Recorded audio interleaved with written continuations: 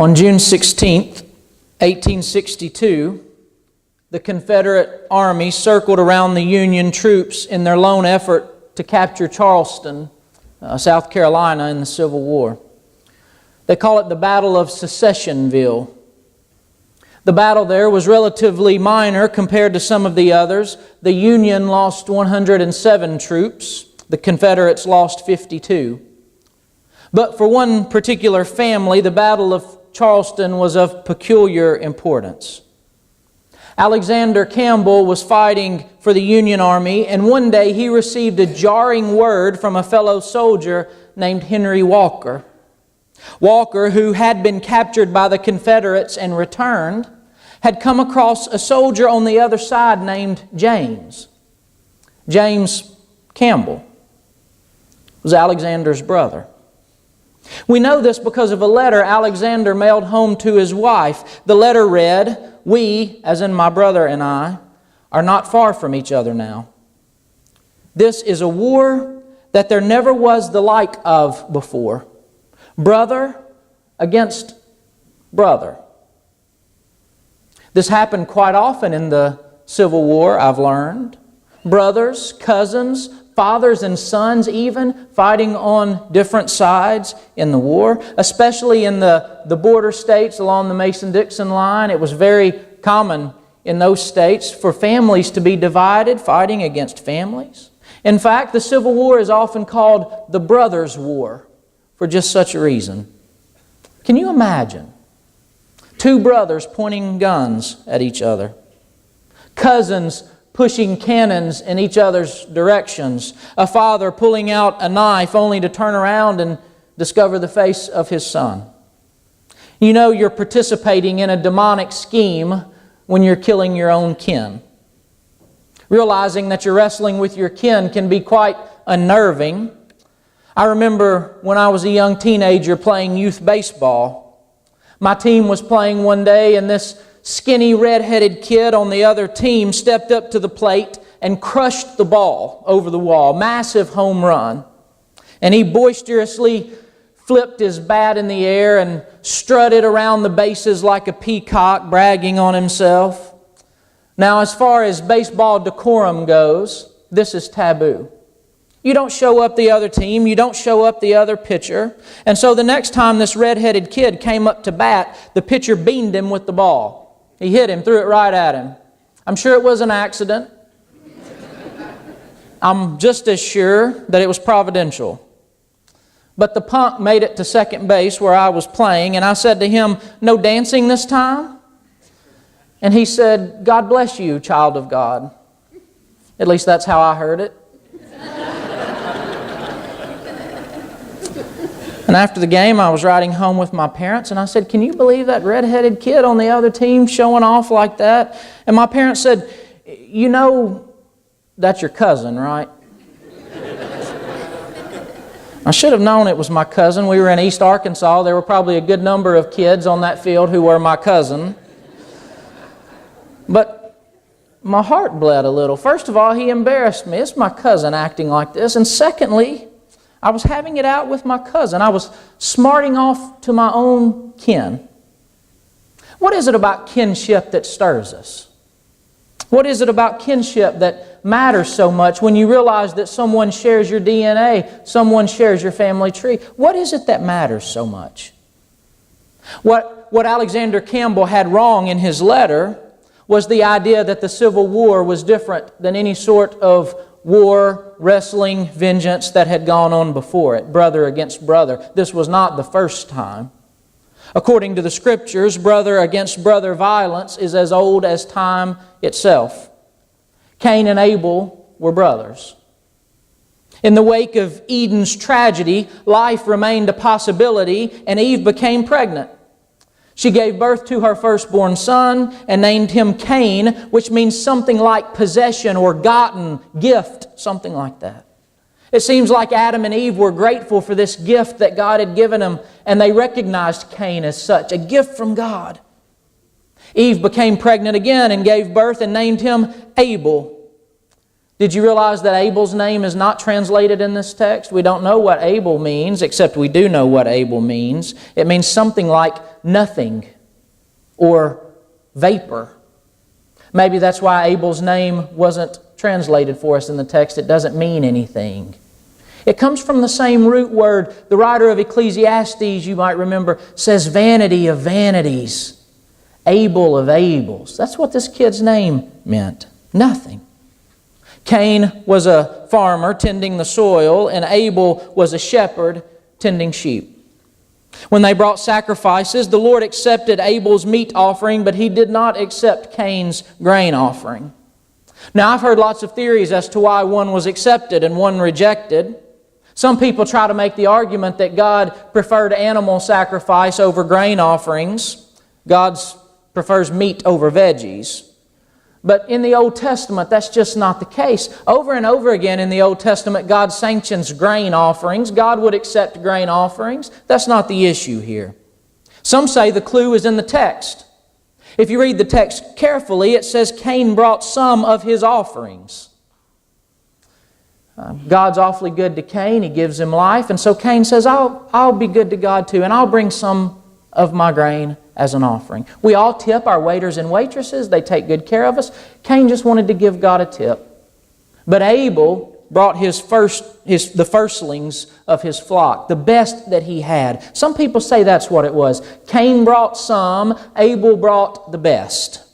Others say it was in their attitude in giving. Truth is, we just don't know. The text doesn't tell us, and we should be awfully careful about speaking where the text is silent. What we do know is that Cain became angry and downcast, and God confronted Cain. If you do what's right, will you not be accepted? But Cain, sin is crouching at your door. It desires to have you, but you must rule over it. Now, I must confess, this isn't how I usually think of sin. Normally, I think of sin as breaking a rule or stepping over a line. Sin is when you do a don't, or don't a do.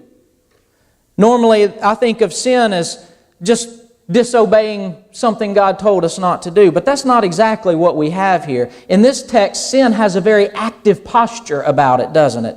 It's crouching at the door like a lion. You see, when we reduce sin to merely bad choices, we're still in control of it.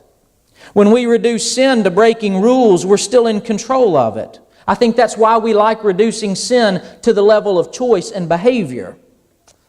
But this crouching lion sort of sin, this crouching lion sort of violence is something other. It's powerful. It insinuates that there's evil in the world that has the power to control us. And I've seen it. I bet you've seen it. You watch someone suffer through an addiction and you realize that sin is more than just breaking a rule. Sin can rob you of your life. You watch a web of lies and secrets tear a family apart. And you're reminded that sin can rob you of your life. You watch a social structure like apartheid in South Africa or slavery in the South dehumanize entire populations, and you're reminded that sin is not just one person making some bad decisions. Sin can creep into our social realities and harm more people than you or I as individuals ever could. The fracturing of the Garden of Eden, the separation of people from God and people from each other, had destructive potencies. It had the power to remove the life that God had created. And this pervasive evil, this crouching lion, can dehumanize you. It can treat you like prey. This vertical crisis of the garden had resulted in a horizontal temptation for Cain. God said to Cain, you must master it. This sin crouching at your door, you must master it. But it would seem that Cain simply opened the door and let the lion in. For in the next words in the story, Cain invites his brother Abel out into the field, and there in the field, Cain killed Abel. Cain killed his brother. God said to Cain, where is Abel? Hearkening back to the question one chapter earlier in chapter 3 when God walked through the garden and said, Adam and Eve, where are you? Where is Abel? And Cain says to God, I don't know. Am I my brother's keeper? Cain lies to God, and then he denies all brotherly responsibility. And this is the question for us today. The question with which I ask you to honestly and faithfully wrestle this morning. Am I my brother's keeper? The first murder was a fratricide. It was a brother's war. He killed his kin. Cain treated Abel as if he was indeed nothing, a waste, a vapor. And the only way you get away with that, the only way you get away with taking someone's life, the only way you get away with taking someone that God created, the only way you get away with washing the blood off your hands and the guilt out of your soul, the only way you get away with it and sleep at night is if you distance yourself from that other person. As if you pretend as if you had no responsibility for shared life together. The only way you go on living is if it isn't your responsibility at all. Am I my brother's keeper? And so we de-brother our brothers and de-sister our sisters by distancing ourselves. And we've gotten good at it. We're good at it in a million different ways, distancing ourselves from our brothers and sisters. We say to those living in poverty, well, if only you had made better decisions. And can I say, I've met people here in Little Rock on streets just outside our building that's probably true of, if only they had made better decisions. I have also met many more people for whom that was not the case at all. Their situation had very little to do with their decisions. We say to those living in poverty, if only you would take responsibility for your actions. And yet I don't hear anyone today talking to the rich about their responsibilities either. Poverty is a cyclical and dehumanizing reality. In a way, it's kind of like violence in slow motion. And so we justify it. If only they had taken responsibility. Am I my brother's keeper? We generalize in broad categories so that it becomes them and us. And they are over there and we are over here. And then because we've categorized people, we can blast away at the non-brother or the non-sister with slurs and labels. The Muslims, the poor, the liberals, the conservatives, we're really good at categorizing and then blasting away. A few years ago, I turned on my television and I saw a Baptist church from Westboro, Kansas, picketing on the side of the road, a group of people they didn't like, with hand-painted signs that said, God hates fags. I tell you, the moment you begin to objectify people, the moment you objectify them in name, you're that much closer to objectifying them in actions. The moment you objectify people as a category, the easier it is to treat them as objects. And doesn't it always come in handy when God happens to hate the same people we do? Anne Lamott says you can always tell that you've created God in your own image when it turns out that God hates the same people you do. The moment we categorize folks, they lose their faces. We dehumanize them. Am I my brother's keeper? We create cultures in which violence is the norm. And then we blame the violence on the culture. And while only a few of us are guilty with our vicious crimes in our culture, all of us are responsible. All of us are responsible. In a culture of violence, life becomes expendable. And war becomes a necessary last resort when really, if we were honest with ourselves, war was just the only resort we could imagine. Surely Einstein was right when he said, it is astonishingly clear that our technology has surpassed our humanity. Am I my brother's keeper? We allow sin to crouch on our door. We allow anger into our homes and we stew in it. We dwell on it. And before long, we don't have anger. Anger has us. And so we drop bombs on people because they drop bombs on us. And we kill people because they kill us. And that's the rationale of so much violence in the world. Very few people, very few mad people wake up in the morning and say, I'm going to be as violent as I can be today. We wake up saying, I'm a victim. Someone victimized me from an act of violence, and I'm going to act back in justice, but it's really not justice, it's vengeance.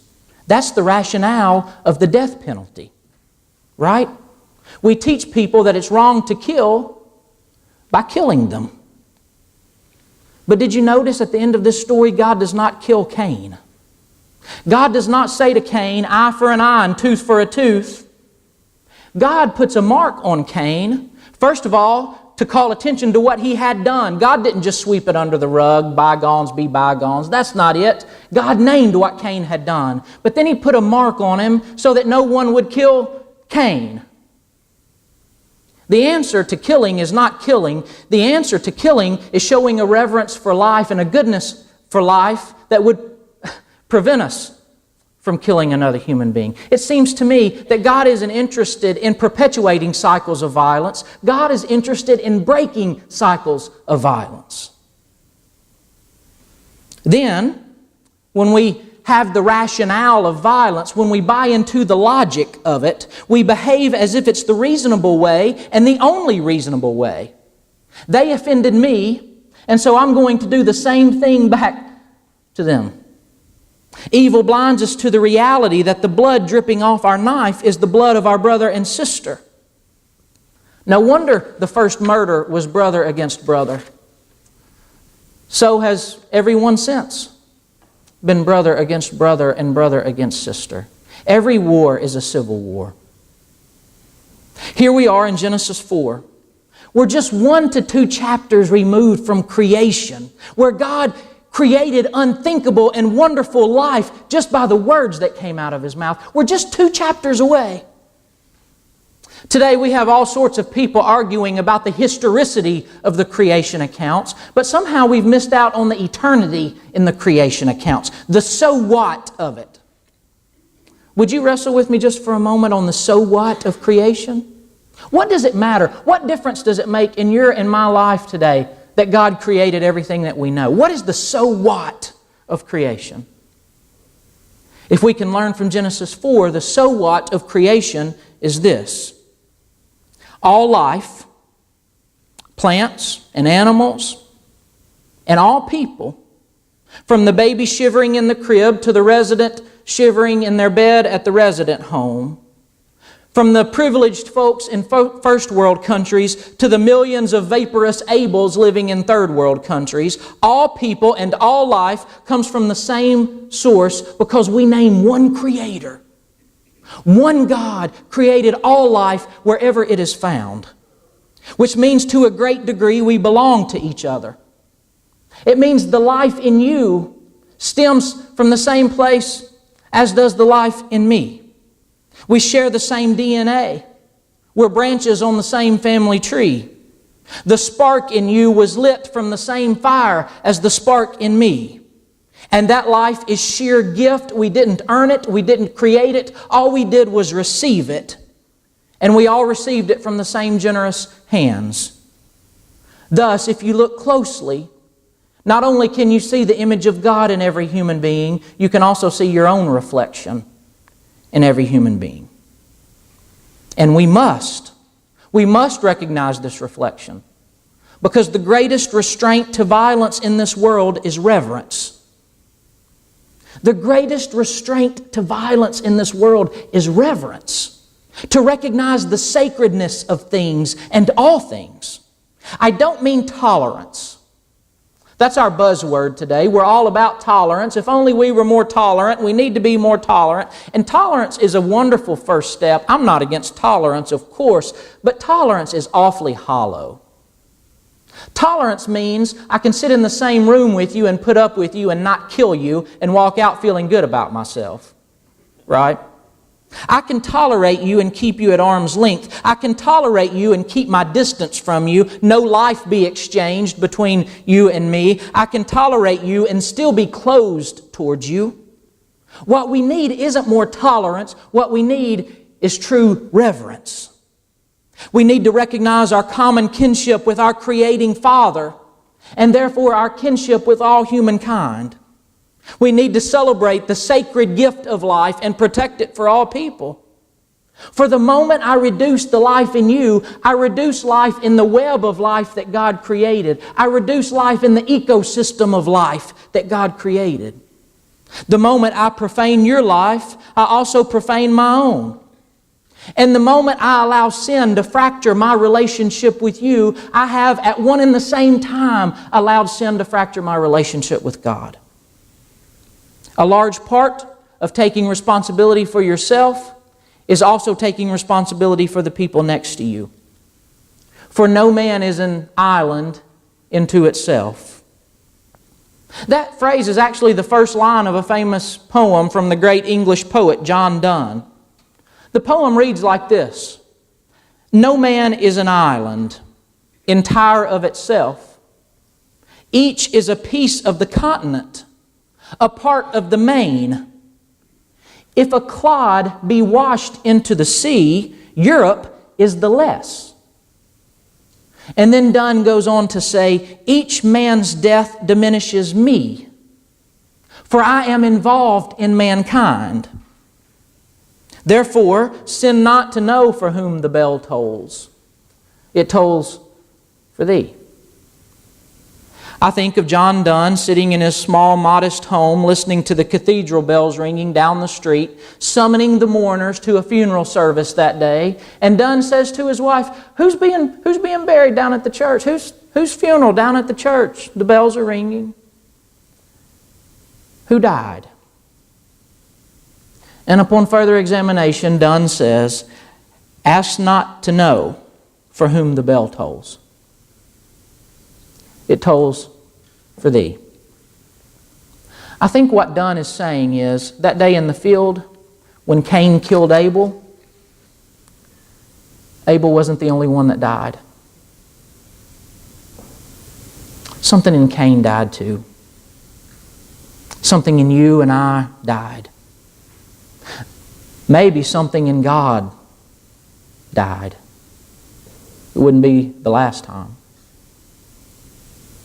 In the Sermon on the Mount, Jesus said, if you bring a gift to the altar, an act of worship, sacrifice, if you bring a gift to the altar and come to the realization that you are not right with a brother or sister, you recognize trouble between a brother and a sister, leave your gift at the altar. Leave it. Go and be proactively reconciled with your brother and sister. Then come and offer the gift. I guess he's right. He's Jesus and all. I guess he's right because God would have little regard for the gifts we bring, no matter how exquisite or impressive, if we so easily disregard the gifts that He gives to us. As long as we claim the fatherly blessing, we must also claim our sisterly and brotherly responsibility, because they are one and the same. As long as we are our Father's children, we are also our brothers and sisters' keepers. And all the brothers and sisters said, Amen. Would you pray with me?